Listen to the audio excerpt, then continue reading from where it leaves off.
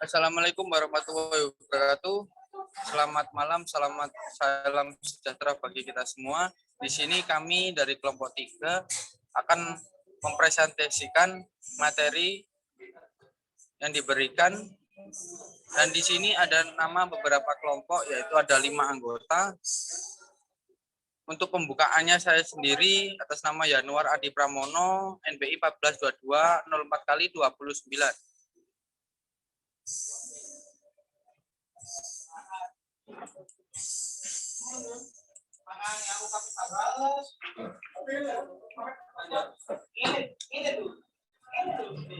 Untuk kelompok 3 ini kami akan mempresentasikan mengenai materi liquid penetrant test.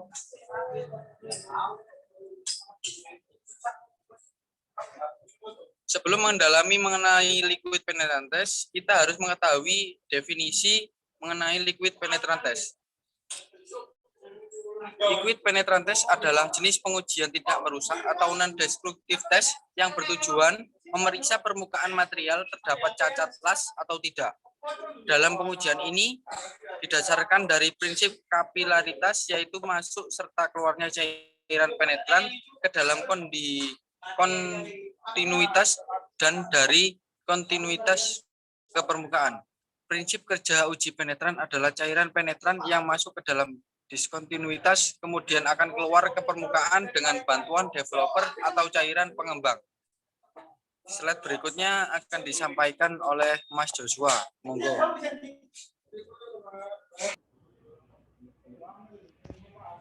Dengan saya sendiri, Joshua Halumon P, dengan nomor NBI 1422 04 kali 28. Klarifikasi cairan penetrant test. Seperti gambar berikut yang ada di layar, klarifikasi cairan penetran berdasarkan cara pembersihannya. Softline remove system tipe ini dipakai saat proses blending serta saat melakukan pembasuhan liquid penetran.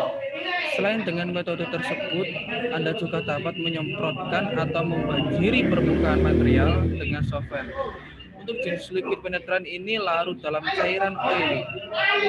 Namun untuk pembersihan liquid penetran harus dilakukan dengan hati-hati dan tidak boleh terlalu ditekan karena dapat mengakibatkan cairan habis dari permukaan diskontinuitas, di mana hal tersebut akan dipengaruhi terhadap hasil pengujian sistem.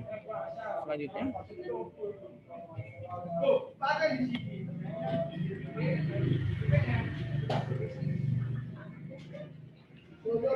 dua, klarifikasi liquid penetran berdasarkan cara pengamatan.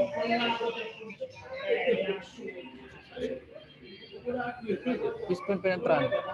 Warna jenis penetran ini biasanya merah dengan penampilan yang kontras dengan developer berwarna putih. Oleh karena itu, sebelum melakukan pengamatan, pastikan sinar ukuran dengan louvre meter. Jenis cairan ini tergantung terhadap kapasitasnya dalam penampilan terhadap sinar UV yang rendah ketika berada di ruangan yang minim cahaya atau gelap. Dual sensitive program. Oke, untuk selanjutnya bisa dibaca Mas Haidar.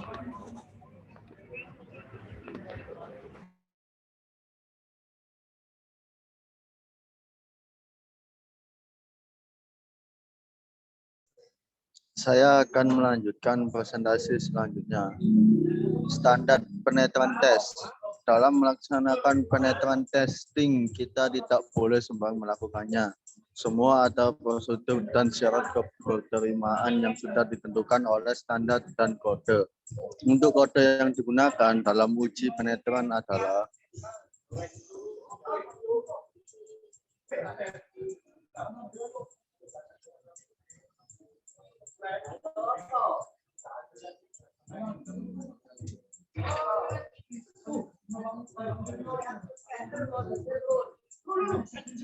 acceptance kriteria penetrant testing seperti contoh tabel berikut. Hasil uji cairan penetran ditentukan dari dimensi.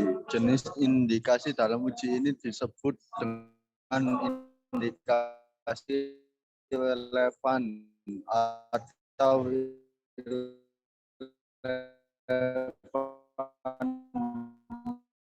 indication dengan ukuran yang lebih dari 1,5 miligram dan indication atau indikasi melingkar. Rounded indication adalah indikasi yang mempunyai panjang kurang atau sama dengan ukuran lebarnya. Sedangkan linear indication adalah sebuah indikasi yang mempunyai panjang lebih dari 3 kali lebarnya. Hasil uji penetran dinyatakan ditolak jika dimensinya tidak sesuai dengan syarat keberterimaan yang diatur dalam ASME berikut ini. Selanjutnya akan disampaikan oleh Mas Jordan.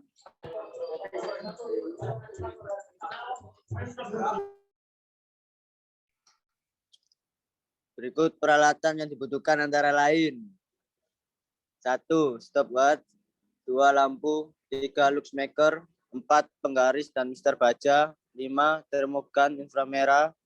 Bahan yang dibutuhkan antara lain 1. Penetran, 2. Cleaner atau remover, 3. Developer, 4. Kain dan tisu.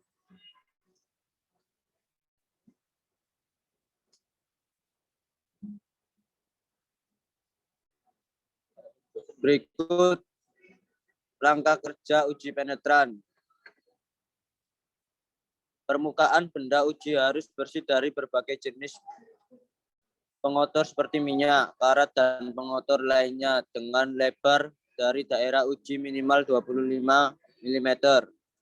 Anda dapat membersihkan dengan sikat baja. Hal ini bertujuan agar tidak mengganggu proses aplikasi penetran dan saat mengamati hasil pengujian. Setelah pembersihan dengan sikat baja, maka selanjutnya adalah pembersihan menggunakan cleaner. Semprotkan langsung cleaner atau remover ke permukaan baja uji. Setelah itu, bersihkan dengan menggunakan kain yang bersih.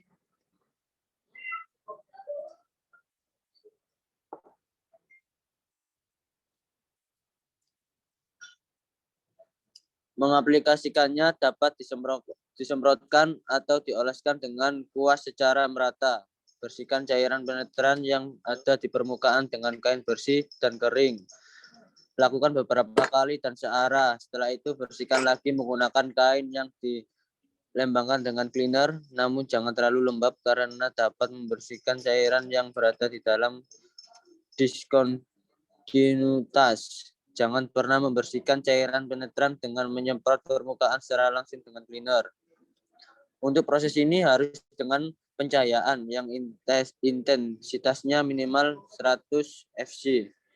Anda dapat mengukurnya menggunakan luxmeter dan pastikan hasilnya dicatat. Setelah pengamatan selesai, sesuaikan hasil dengan syarat keberterimaan pengujian penetran sesuai dengan standar atau kode yang digunakan.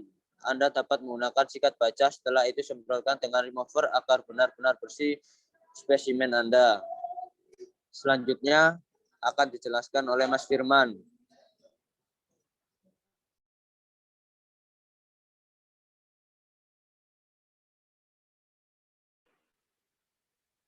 Kelebihan uji penetran: 1. Dapat digunakan untuk semua jenis material logam, plastik, keramik, dan gelas. Yang kedua, tidak merusak spesimen atau produk.